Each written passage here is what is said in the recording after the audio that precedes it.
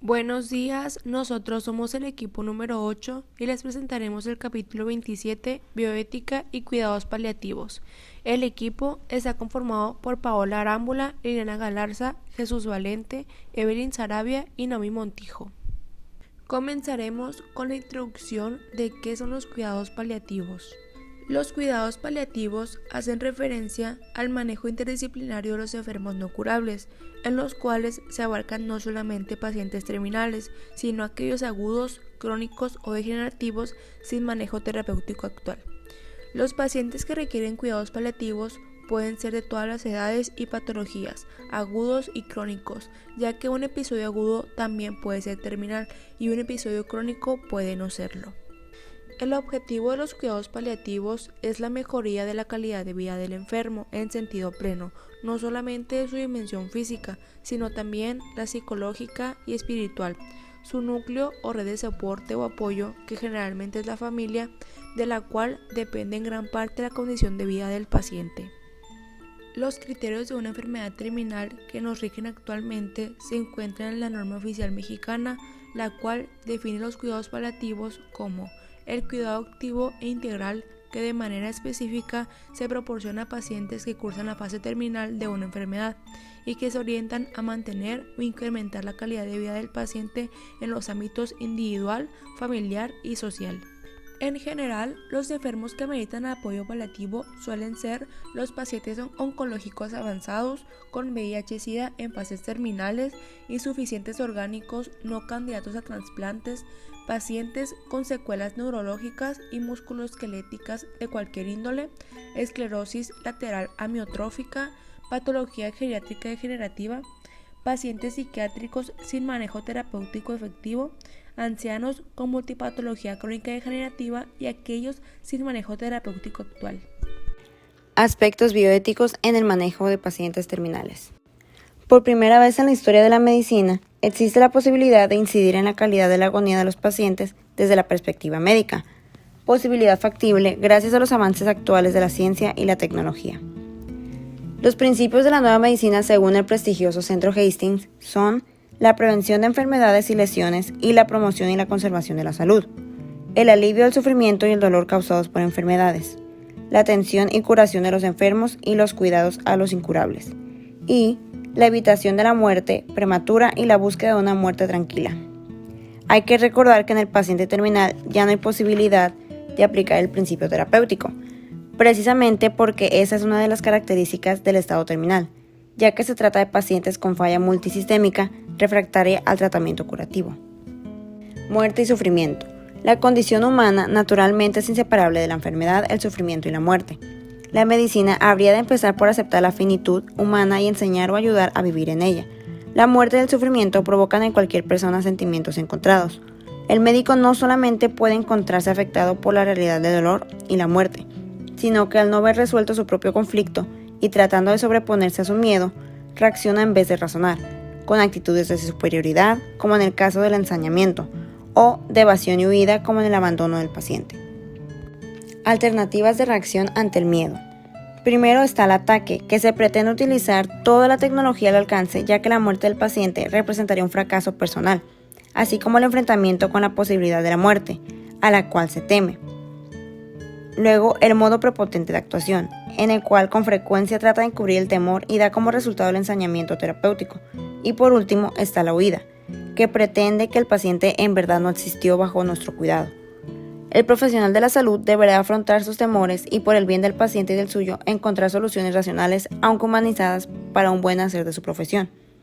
Es un hecho que el estado terminal de un paciente causa tensiones, no solo a la persona enferma, sino también a los familiares, amigos del paciente y personal de salud involucrado. Propiedades típicas de las virtudes. Una propiedad típica de las virtudes es la de ser aptas para encontrar el justo medio adecuado entre dos extremos viciosos. Estos dos extremos, en el caso de pacientes terminales, son el ensañamiento terapéutico o tratamiento innecesario, donde se realizan acciones que no deberían de realizarse, y el abandono del paciente, donde se dejan de realizar aquellas que sí deberían de ser realizadas. Adorno opina que la función del profesional de la salud es ayudar al paciente a descubrir y decidir lo que con sus conocimientos y experiencia estima que es la decisión clínica más aceptada. El único límite inicial a la decisión personal del paciente se da por aquello que sea reconocido como perjudicial para su salud. En caso de discrepancia de manejo entre pacientes y el médico, pueden considerarse los siguientes puntos. 1. Cuando se trata de medios necesarios para salvar su vida, debe seguirse el criterio médico, validado en la buena práctica médica sin caer por esto en tratamientos innecesarios. 2. Si el paciente o sus tutores no están de acuerdo con la decisión médica adoptada y el manejo salva vidas o tiene un efecto paliativo evidente según las buenas prácticas médicas, debe entablarse un diálogo que permita aclarar dudas o miedos. 3. Si se trata de aplicar medios extraordinarios o desproporcionados, cuyo resultado es clínicamente dudoso porque aunque alarguen la vida no van a curar la enfermedad, el médico debe seguir los deseos del enfermo, aunque sea a costa de grandes sufrimientos. Asociación Médica Mundial. El paciente tiene derechos, los cuales no solo están especificados en la ley mexicana, sino en declaraciones internacionales como la Asociación Médica Mundial.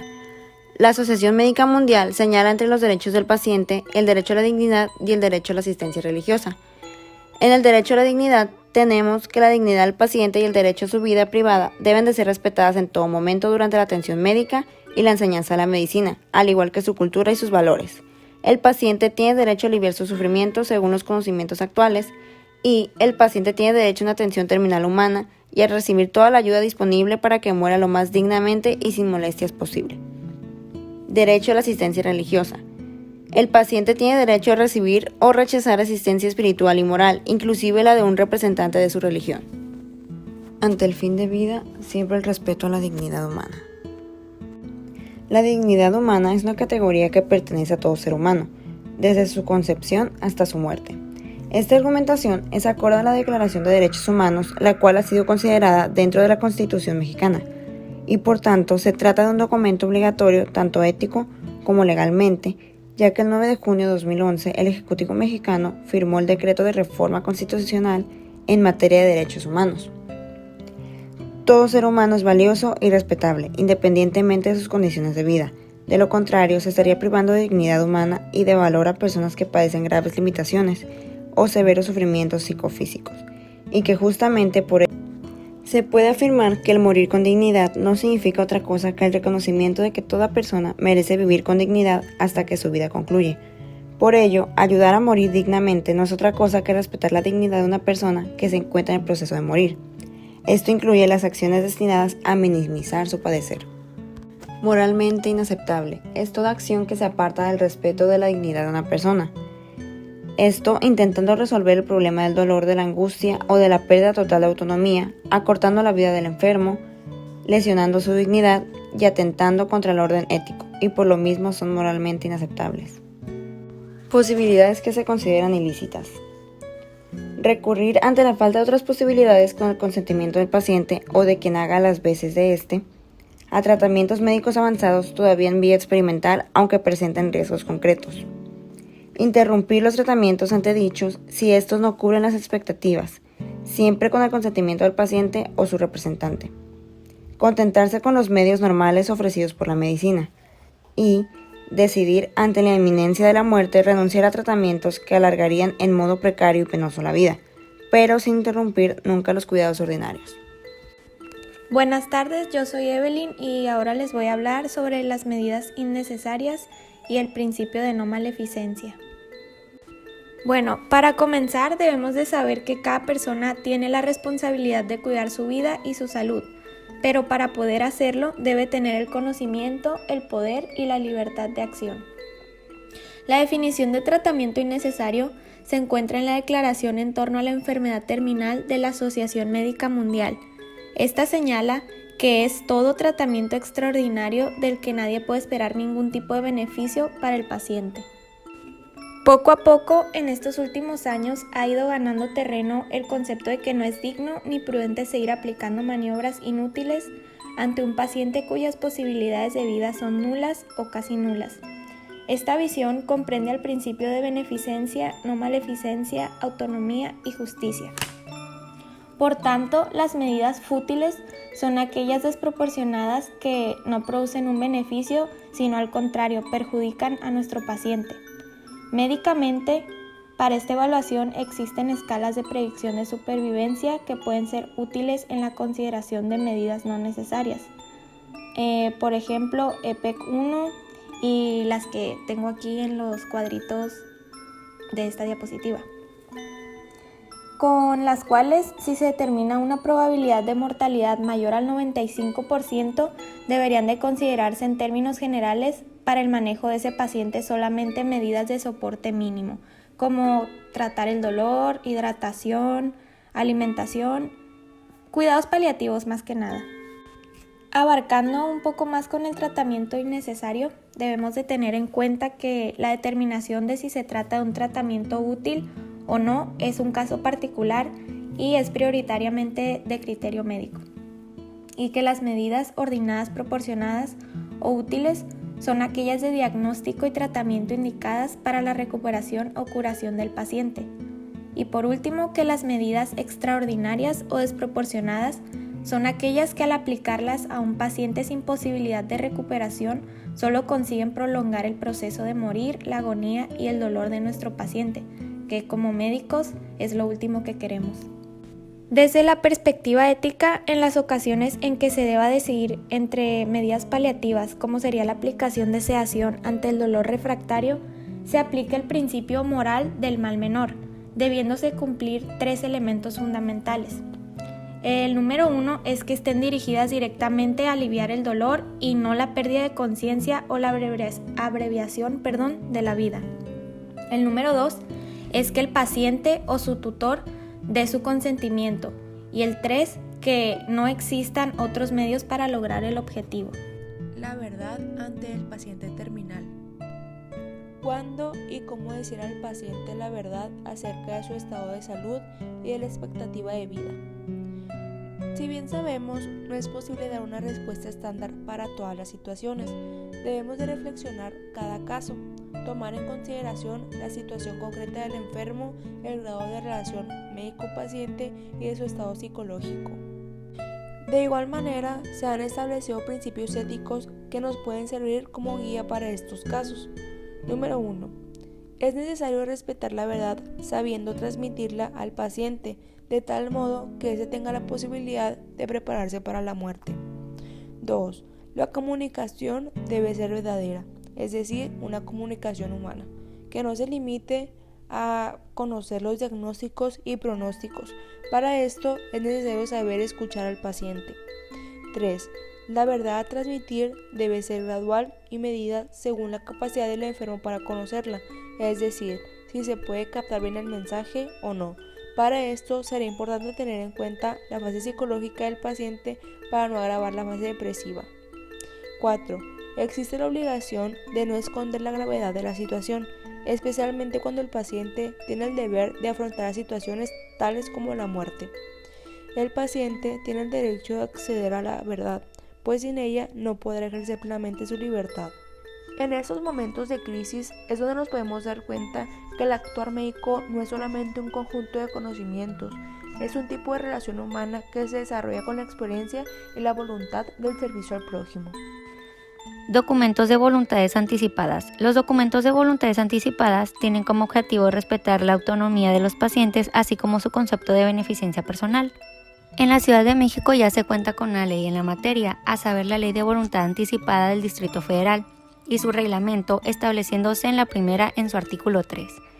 El documento de voluntad anticipada consiste en el documento público suscrito ante el notario en el que cualquier persona con capacidad de ejercicio y en pleno uso de sus facultades mentales manifiesta la petición libre, consciente, seria, inequívoca y reitera de no someterse a medios, tratamientos y o procedimientos médicos que propicien la obstinación médica. Algunas personas confunden cuidados paliativos o alguna de sus medidas como eutanasia pasiva, pero eso no es correcto. Siempre los cuidados paliativos han sido planteados como una instancia ética y legal en contra de la eutanasia. Además, hay que aclarar que la ley mexicana considera la eutanasia el Código Penal Federal en el artículo 302. Este establece que comete el delito de homicidio el que priva de la vida a otro, con una penalidad de 12 a 24 años de prisión. Efectivamente, el paciente tiene derecho a decidir, pero esto no quiere decir que cada paciente puede decidir en contra de sí mismo, sino que mediante consentimiento válidamente informado decide en forma prudente y racional según su beneficio y sin daños a terceros.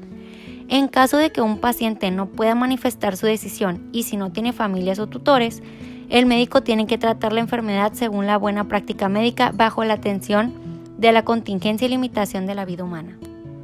Utilidad de los comités de bioética. No hace falta aclarar que para determinar la futilidad de un tratamiento es necesario actuar caso por caso. En casos complicados, las instituciones médicas cuentan hoy con comités de bioética. Los comités de bioética son, en su propia definición, espacios multidisciplinarios y pluralistas que se nutren de aportes de expertos no solo provenientes de la medicina, sino también del derecho, la antropología, la religión y en algunos casos de representantes de la comunidad que pueden, en casos extremos, ayudar a conformar una opinión prudencial en un particular caso clínico. Estos expertos deberán serlo también en áreas éticas y fisiológicas, pues gran parte de estos casos hacen referencia a decisiones de índole moral. Todos los humanos buscamos naturalmente nuestro bien, pero a veces es difícil decidir bien. La medicina y la relación médico-paciente, que es parte de ella, es una actividad de equipo. Para esto nos tenemos que apoyar ante decisiones difíciles con diversidad de criterios, pero bajo un objetivo común, el respeto a la persona y a su dignidad.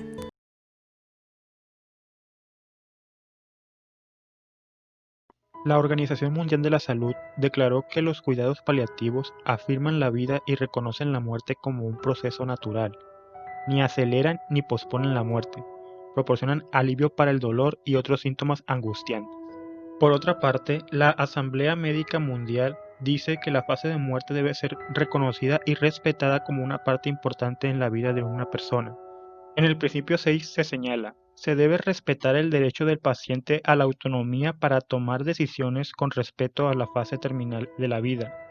Esto incluye el derecho a rechazar un tratamiento y a solicitar medidas paliativas para aliviar el sufrimiento, pero que pueden tener el efecto adicional de acelerar el proceso de muerte. Sin embargo, se prohíbe éticamente a los médicos ayudar a los pacientes de manera activa a suicidarse. La muerte es parte del ciclo de la vida. Todos estamos incluidos en ella y es ahí cuando el ser humano es capaz de darle sentido al sufrimiento. En estos momentos es necesario ayudar a superar el horizonte del individualismo para reconocer el valor trascendente que tenemos como seres humanos. Así es como se tendrá en cuenta la condición de persona en cada paciente, debiendo ser respetados y respetar últimos momentos de su existencia, cobijando por un trato solidario merecido entre humanos. En relación con la legislación sanitaria, el artículo 32 se encuentra ligado a los cuidados paliativos en el orden de las actividades que comprenden la atención médica, como preservar la calidad de vida del paciente a través de la prevención, el tratamiento y control de dolor y síntomas físicos y emocionales. De ello se desprende en una valoración en la atención a los principios científicos y una valoración del carácter ético,